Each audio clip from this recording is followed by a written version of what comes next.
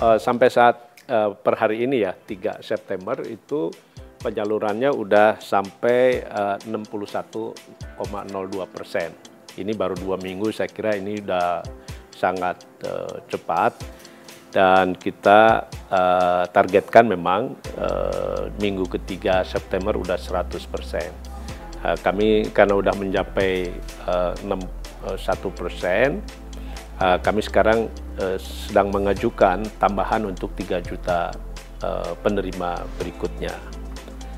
Nah, kenapa kami percepat? Karena memang saat ini usaha mikro yang unbankable ini udah betul-betul sudah berat. Kalau kata Pak Presiden sudah ngos-ngosan. Nah, karena apa? Karena permintaan turun ya akibat kebijakan penanganan COVID, karena pendapatan masyarakat juga turun. Akibatnya modal kerja mereka banyak yang tergerus untuk konsumsi keluarga, sehingga kita perlu segera kasih hibah supaya mereka bisa berusaha. Nah, kenapa UMKM itu penting ya? Kita berikan tambahan modal supaya terus mereka berusaha, karena saat ini memang kekuatan ekonomi kita bahkan 1 sampai 2 tahun ke depan itu akan sangat mengandalkan kepada kekuatan ekonomi domestik, yaitu belanja pemerintah dan belanja masyarakat. Nah, sekarang daya belinya yang harus kita perkuat, daya beli masyarakat maksud saya. Nah, dan kalau bisa sekarang masyarakat juga mengkonsumsi produk UMKM ya, sehingga ini ada semacam ekonomi yang tertutup lah ya, beli di warung tetangga, beli belanja produk teman, beli produk UMKM, jangan beli produk impor, produk asing, sehingga perputaran akan menimbulkan multiplier effect, konsumen akan menggerus penjual UMKM, lalu juga nanti suppliernya, dan kita tahu sekarang masyarakat dengan pendapatan yang terbatas saat ini prioritas belanja makanan minuman, sekolah atau kebutuhan pemeliharaan kesehatan, dan itu semua akan menggerus di sektor hulunya, pertanian, peternakan, perikanan termasuk nelayan. Jadi ini akan menggerakkan ekonomi.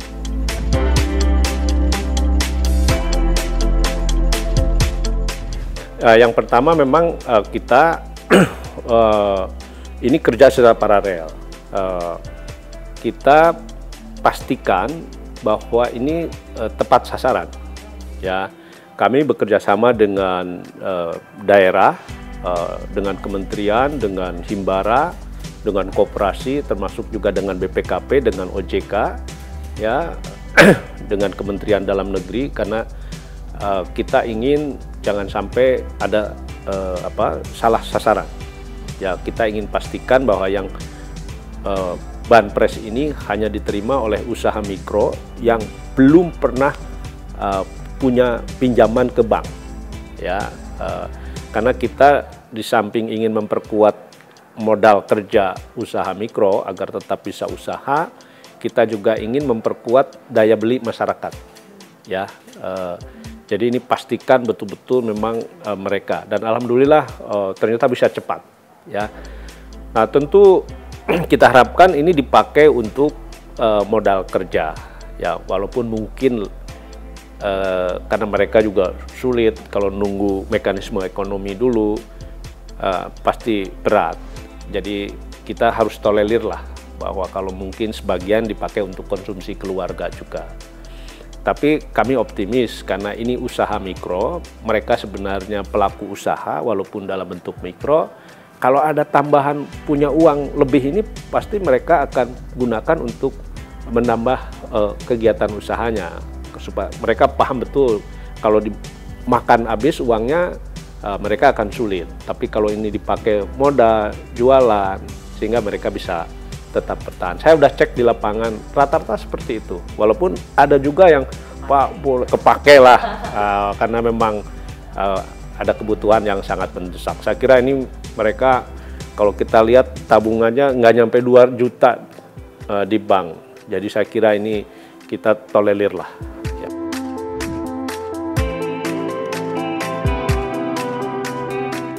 Hari ini kita udah ajukan anggarannya ke Kementerian Keuangan dan Kementerian Keuangan dengan kinerja kami yang sudah mencapai 60% dalam 2 minggu ini, saya kira mereka akan segeralah mencairkan.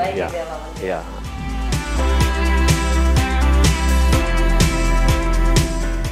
Ya, memang selain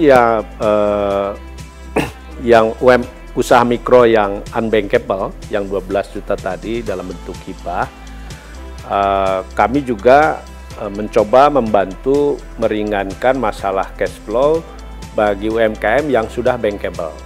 Bahkan ini yang pertama.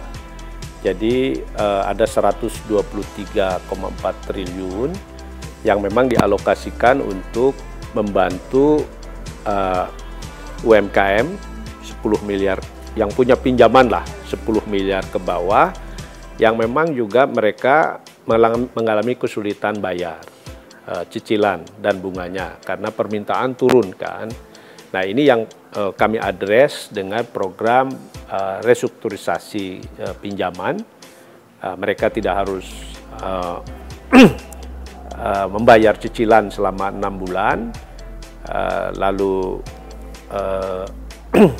kami berikan subsidi bunga kreditnya 6% selama 6 bulan, dan kemudian subsidi pajak, dan ditawarkan pinjaman baru dengan bunga murah 3%, dan bahkan sekarang kami revisi lagi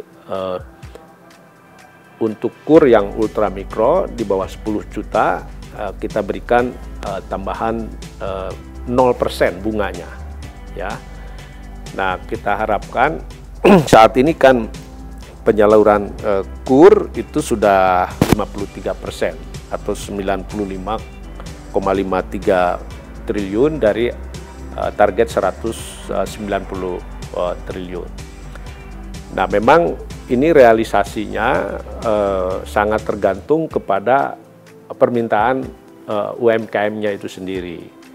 Nah, kita tahulah permintaan turun, mereka sebenarnya banyak yang ragu-ragu untuk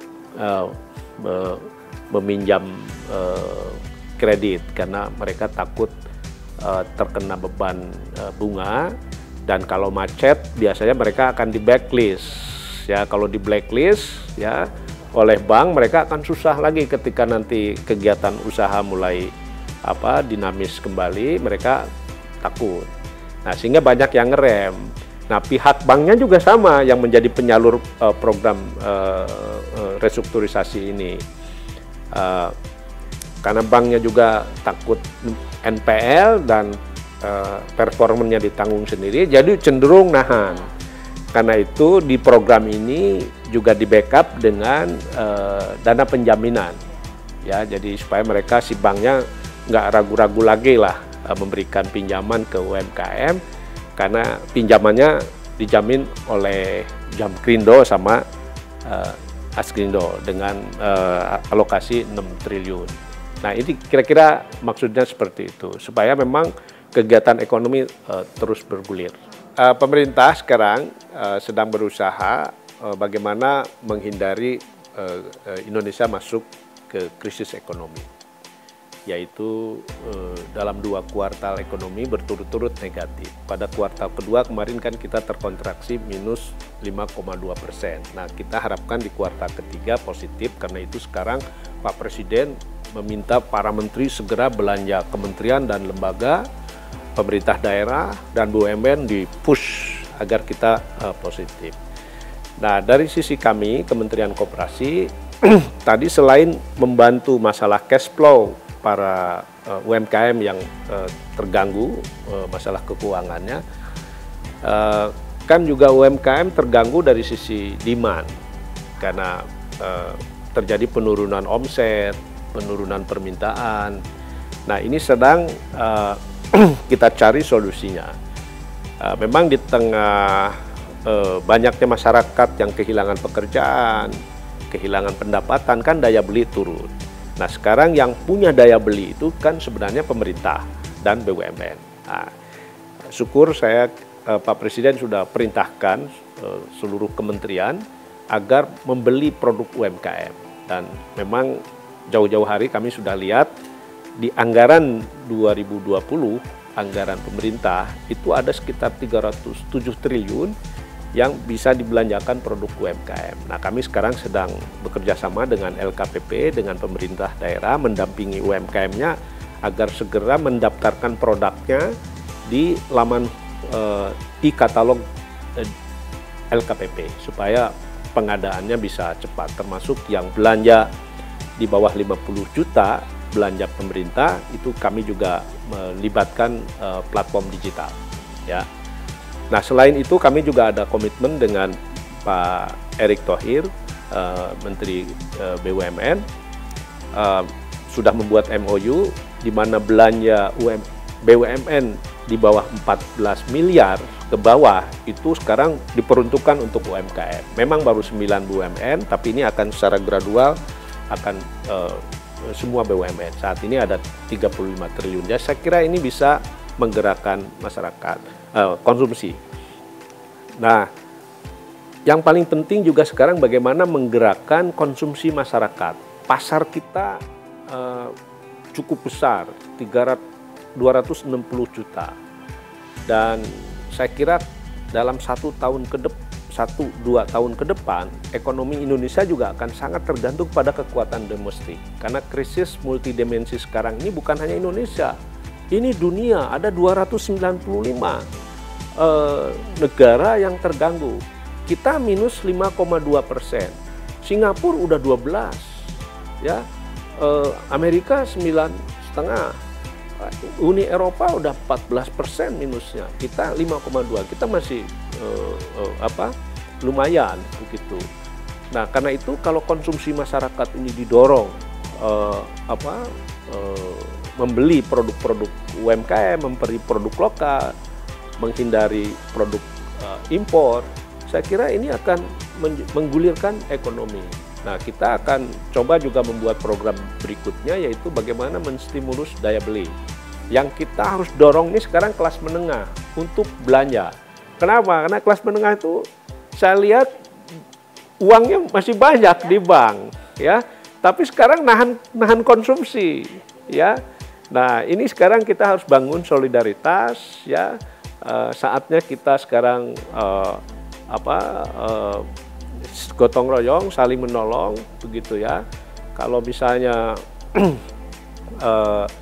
kita bisa gerakan kesadaran sosial ini untuk meningkatkan konsumsi produk-produk UMKM, saya kira ini bisa mendinamisasi ekonomi, ya.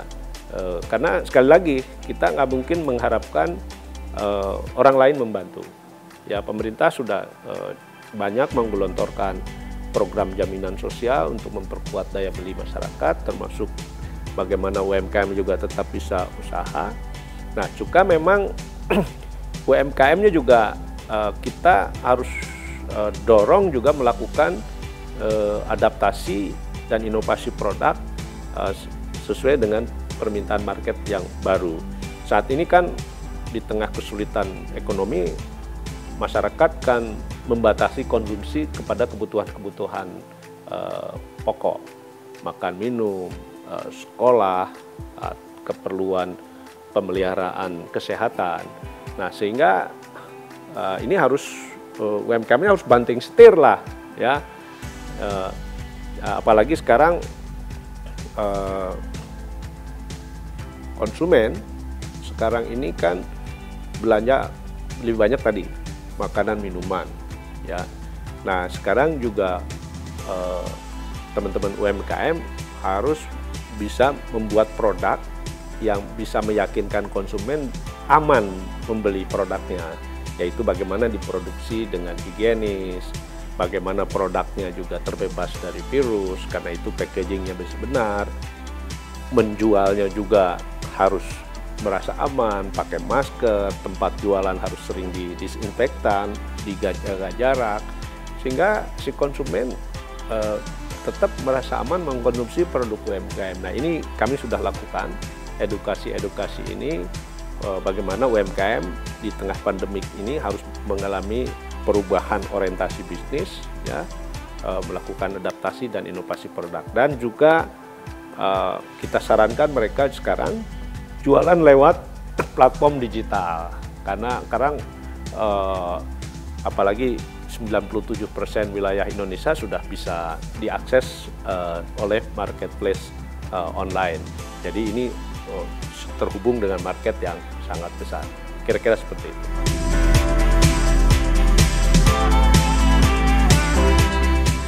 Ya, betul ya. Saat ini kan ini bulan September, KUR yang dialokasikan 190 triliun tahun ini baru keserap 53%. Jadi ini boleh dikatakan rendah. Padahal saat ini UMKM sangat butuh-butuhnya untuk mendapat dukungan pembiayaan. Nah, memang kita bisa pahamilah bank itu takut NPL karena juga UMKM-nya juga permintaan sedang turun, sehingga cenderung membatasi penyaluran pinjaman. Nah, padahal pemerintah juga kan sudah ikut ada alokasi belanja 6 triliun untuk menjamin pinjaman yang disalurkan bank.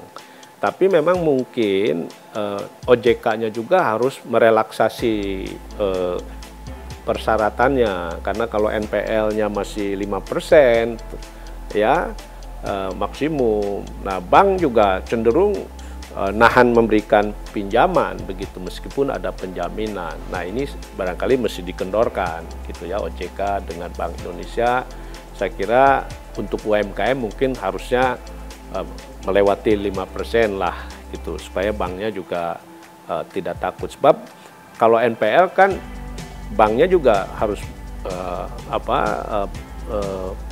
performance-nya harus ditanggung sendiri kan.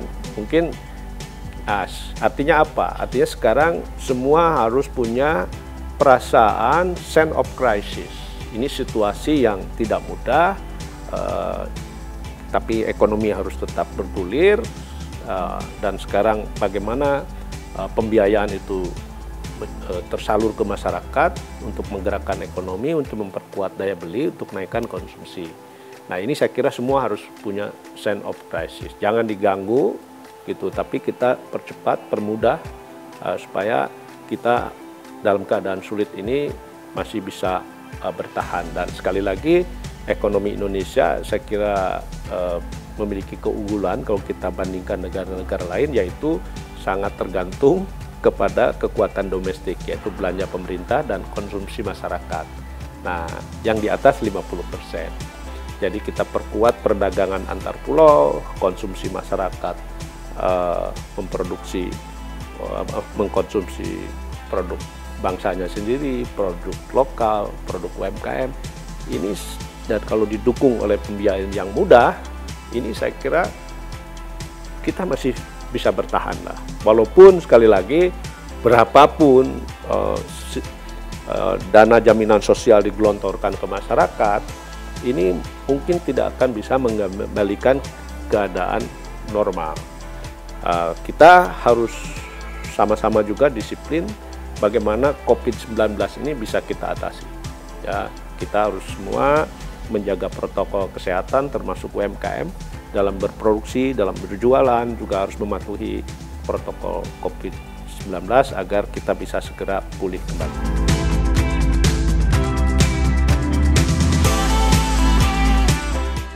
Ya, sekali lagi kita menghadapi situasi sulit dan kita harus pikirkan bahwa keadaan ini akan cukup panjang, 1-2 tahun ke depan.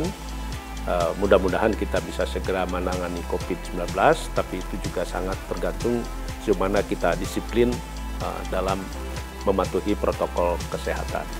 Jadi ayo kita sama-sama optimis, kita berubah, kita gunakan momentum ini juga untuk membangun kekuatan ekonomi nasional berbasis pada kekuatan ekonomi rakyat dan bangga buatan Indonesia.